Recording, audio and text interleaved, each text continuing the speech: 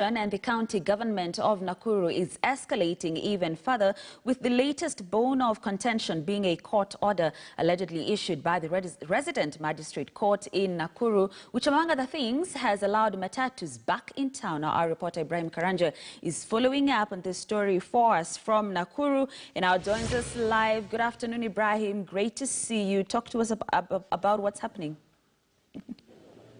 Well, good afternoon, Grace. And yes, that court order that you have mentioned is what continues to throw Nakuru County, Nakuru Town, and in specific residents of Nakuru right into confusion.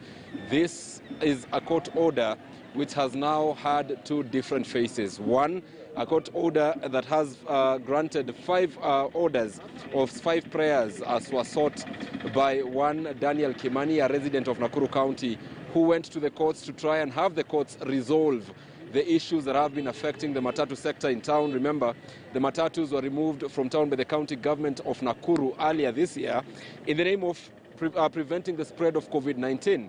But eventually, it appears that the county government had other plans in terms of actually permanently removing matatus from town. And now one resident, like I have mentioned, Daniel Kimani, moved to court to seek orders that, or to actually seek the court's intervention in this particular matter.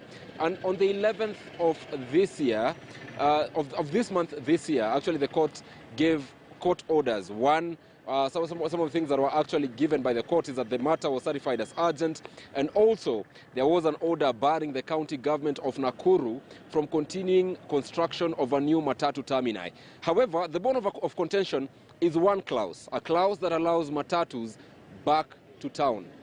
One order does not have that particular clause, yet another order has that particular clause. I have been to the courts, and this is an issue that now is at the doorstep of investigative agencies to just find the authenticity of this particular order. And right now, let me speak to Matatu Owners Association Chair Stephen Muli here in Nakuru to find out now, with 2 orders, 2 different decisions, what are they going to follow. Thank you so much, Muli, for speaking to us on KTN News.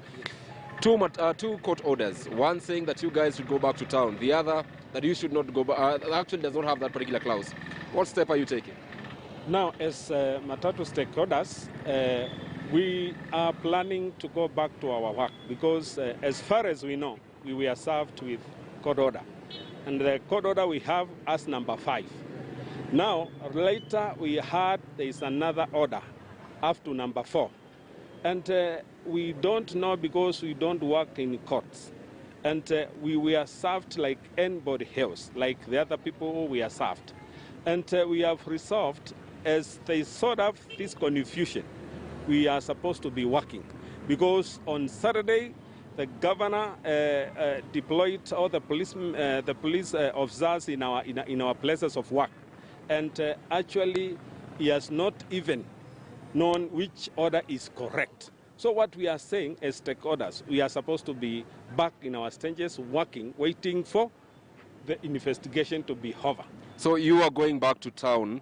You are saying that, allow me to clarify, the governor has no authority to deploy police officers. However, Thursday this week, or actually Wednesday 18th, is when this particular matter is supposed to come before the courts. Perhaps don't you think it would be prudent to wait to Wednesday to know whether the court order that you are, or many people are talking about, is actually legit?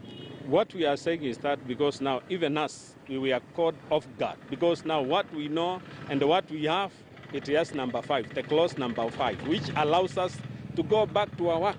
So the other court order, we have not even aware about it. We are just heard it was served in the office of the governor. So what we are saying is the stakeholders of Matatus, we want to go back to our work. And we have talked to our members to be ready to go back to our stages. And that is what we know. You have had an engagement with the OCS Nakuru police station for the past about 2 hours. What was the meeting about, and what is the way forward? The meeting was about, OCS wanted to know the one who served us. And actually we called the person who was who applied the order. And we left the OCS with him. So we don't know what he went on.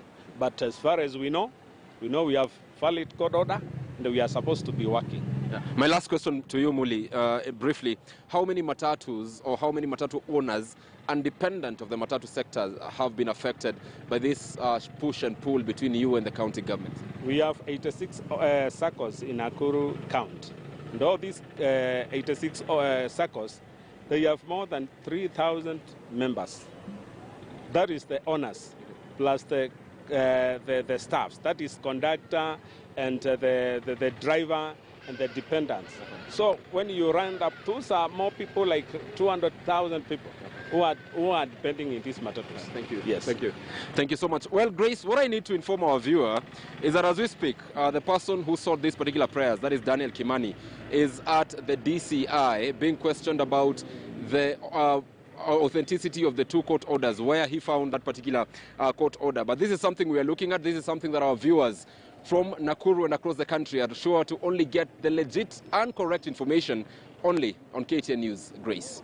Right, indeed, only on KTN News. Thank you so much, Ibrahim Karanja. They're joining us live from Nakuru County. And that's where we end it for our viewers on KTN Home. We say thank you so much, as always, for tuning in. However, the news continues on KTN News after this short break. Stay with us. My name is Grace Korea.